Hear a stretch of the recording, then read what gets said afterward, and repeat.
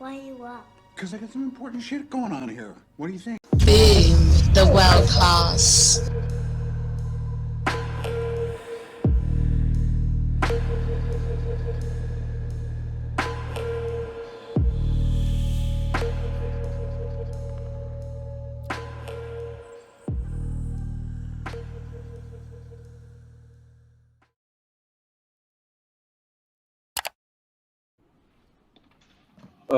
Peace to the channel. Peace to the chat. I like your shirt, by the way. Is that a shirt in the background? Fire your histories. Yeah, I like that. Yeah, I like that. I like that. Hey, you see, he ain't got his Ravens banner up because they about to lose Lamar Jackson. I doubt that. I thought that very thoroughly. Things happen. But I wanted to ask, what do we start with in terms of the topic of this tonight's show, making marriage great again? What do we start with? It was like the first thing that we... Oh, what was the first thing? The first thing was what is it about marriage that attracts you to be like, hey, I want to spend the rest of my life with this one single person? So we started with attraction. Yeah, with the concept of marriage. Now, not just attraction in oh wow, she's beautiful, but attraction is like, I want to be with this person. No, attraction. Yes. Yeah. What you saying? Yeah, attraction. That's what attraction is. So I'm not gonna go with that, but I will ask, why wouldn't we start with parenting?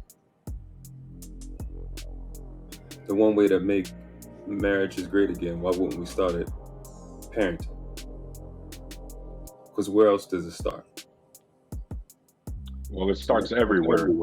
We have to start everywhere. But it should start the proper way that it should start, right? Is meeting somebody, attraction, marrying them, and then having offspring with them.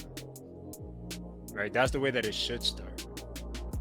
Wow. Right? But a lot of times, but what we're seeing now is more and more is, I like you, I'll bust in you, and I'll dip, and you can have my baby, and I'll go ahead and get another chick, and I'll bust in her, I'll dip, she'll have a baby, and then we're having all these kids out of wedlock, right? But there's no commitment to that one person that you're busting in. So that's the problem. I think we should start with locking one down. Like, that's the woman that you want to be with, that's the woman you want to have your seed with. Then lock her down and be committed to her and have that family that you want to have in a way that's going to actually not wear protection. In a way that's actually going to raise a stable society, not an unstable, dysfunctional society. But in every other situation, every other organization, you train before you go there. You don't just say, all right, you're in the military, go out and fight a war. You train them first. Of course. You don't send like some corporate guy. You don't. So yeah, you need to go make some sales. Just go out there and wing it. Of course. So I'm saying, as men, if it's on us, why wouldn't we start with being a parent? Because if those two people meet, what are those two people? How were they raised? What values do they have? What ability do they have to relate? So the first thing as men, we got to make a decision to be a sacrifice. Immediately, you should be thinking, those two parents got to sacrifice so those children can then grow up, make 16-year-olds, 17-year-olds, 18-year-olds that are being prepared to be husbands and wives. I agree. So it starts at being a parent. Yeah, we did. So we touched on it. We touched on a little bit of like what you were just saying, world class, a little bit. I know I did when I said that it's bigger than us. When we find a purpose, it's about building the community. The first thing is, I didn't have my kids just for my kids. I had them for their children.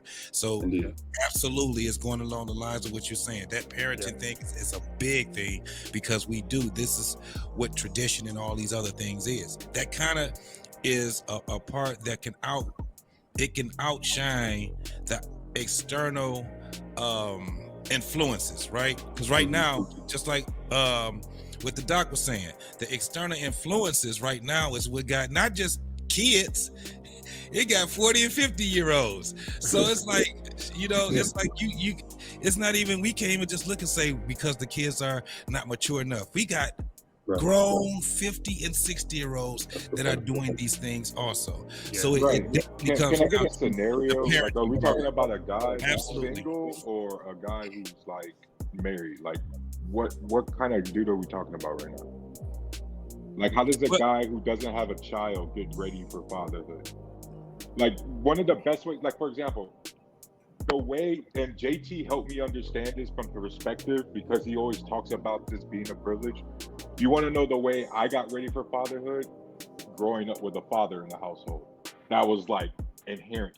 You saw that. For better or worse, because let's be clear, not all two-parent households are good.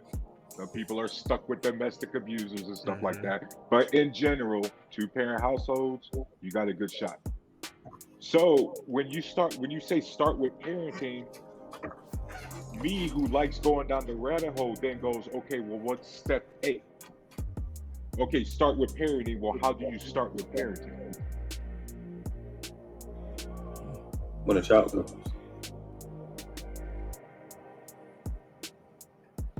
I mean, I think you take that on as a task. Like, I wasn't raised to be a parent, and I wasn't planning it. But now that I'm planning a family, now I need to take the task on of learning what it is to prepare my child. Yeah, I would take a little. What percentage of families out there here in the world prepared for this family? Is that there's no manual, right, that comes out of the woman's vagina when she pops out a baby. Right, like even if you're married or single, typically the baby's that would be amazing, right? It's a surprise, but right? I think even the if basic, you're married, it's a surprise. But it's the basic intuitions. I mean, here's the thing, right? Because when you have a child, it's different in the sense somebody doesn't have a child, they're not gonna understand until they have their own child. They're not going to understand. So you can't really explain it to them. It's something that yes, they can see, it's tangible, they can touch, but there's a connection there that you do not know of because you yourself are not in that same position as this father. He has his child. This is his seed. This is somebody that's going to be a mini him, right? And the way that he raises him. So, but every human being is biologically wired to have this intuition when they have children to adapt as that child grows. They know that he needs feeding. They know that they need nurturing. They know that they need attention. They know that they need molding. They need training. They need discipline. They need all of these things in order to produce a healthy and balanced human being in society.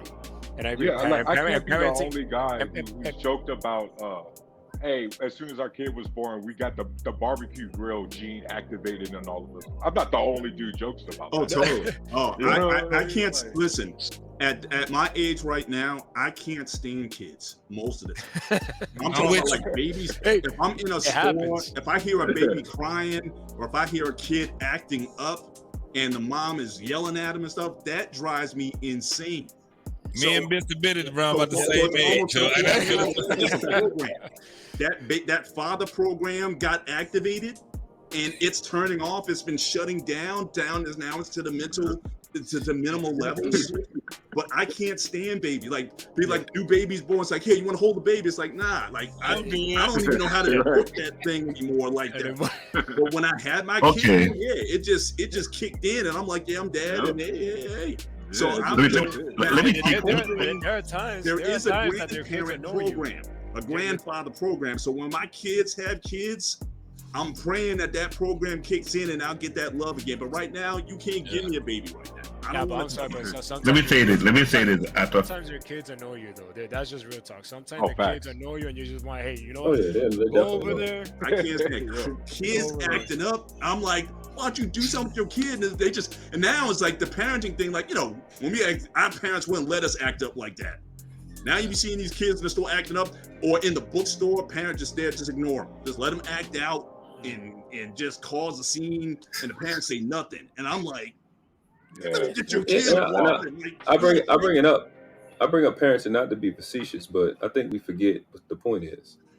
We name an apple tree because of what it produces. So we're in marriage for the purpose of being a parent. Like, we're not raising children, we're raising parents. So that's really supposed to be everything we're doing is showing them how to be parents. You know what I'm saying? So it's like that would be. I got you. But I think it starts with the only reason I'm still I see where you're going with the marriage is that for me, like I said, parenting for us is I understand my kids are going to be parents, but like I said, just at this stage now where my wife and I are right now, we're kind of stepping off stage a little bit. when it comes to that. So now it's just us. And where are we at? I mean, how many times have I seen in my life where kids get grown, kids turn 18, and the parents just split, divorce? Like they were only in it until the kids, because they didn't want to, you know, in their minds bring that trauma to their kids, then get divorced at a young age. But now, like, as soon as the kids, you know, go to college, boom, they're done. I'm like, what happened? Especially like what Therese said. Especially doing COVID. Y'all know. I mean, there's couples, there's married couples that we know that, you know, our kids grew up together. We went to church together, like all that. COVID, it was like, you know, you lost contact with some people, get together. It's like, how is so-and-so? I'm just going to like assuming that they're still together. I'm like, nah, we're not together. I'm like, what? And that just started, that was just popping like this. So again, it's like, you know, what are you going to do now? Now that your parenting is kind of finished, you still better have a reason to still want to be with this person. Like there's still more for you to do besides just the raising of your kids. Is there an afterlife? Is there, you know, what's, my wife and I talk about what's next for us, you know, in this time, you know. So that's what my only push. I see what you're saying, and it's valid, but my only thing is you have to go back to square one, and where do we go from here? Okay, and there's no father and grandfather here. Hello. Can I ask one thing before you go there? Before we get to your stage of marriage, can we have had? Is there a standard to where we have had made marriage great again? Where by that I mean, by the time we've gotten to your stage, is there like a threshold where we've got children out the house, they're healthy, successful, productive people at whatever age we may say, 18, whatever, however old, is that the stage, you know, like a few stages before where you are, where we like, okay, yeah, it's great again, where we got a bunch of people in a certain generation doing something to make marriage much more attractive, and not just my viewpoint of it being done through parenting being the start. Right, we're starting with that. There's obviously other things, economics, changing the environment, the social issues we have. But is there a point that we could have got that we could make marriage great again before we get to your stage, Mr. Bennett? That's what I'm saying. I think the time you put in now, again, as I started the show, my wife and I, we got married from the first date to marriage was 10 months. To hear the rest of Mr. Bennett's answer, please click the link in the description below to Black Man Unfiltered's original live. Please be sure to like, subscribe to his channel. Also share this video. Please leave a comment in the comment section of what you thought about the conversation. And my question to you is, the mature conversations are happening. Where are you? You know what I say, man, it ain't but two classes on this planet, never been three. You have a world class or you outclass. And the question is not which class do you want to live in. The question is which class do the ones coming behind you deserve for you to die in, on your feet, on your knees. Respect the craft. No. All right. I'm sorry, I got lost in a train of thought of just all that goodness I just heard. Washed.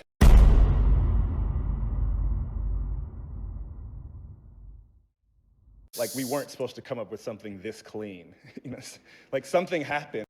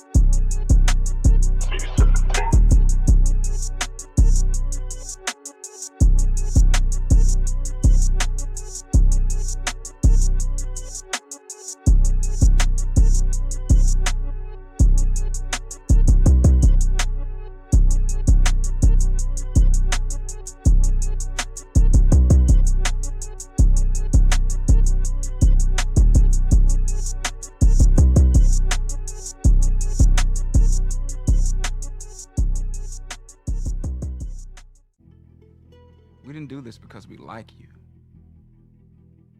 We did this because we are you. Boom, the world class.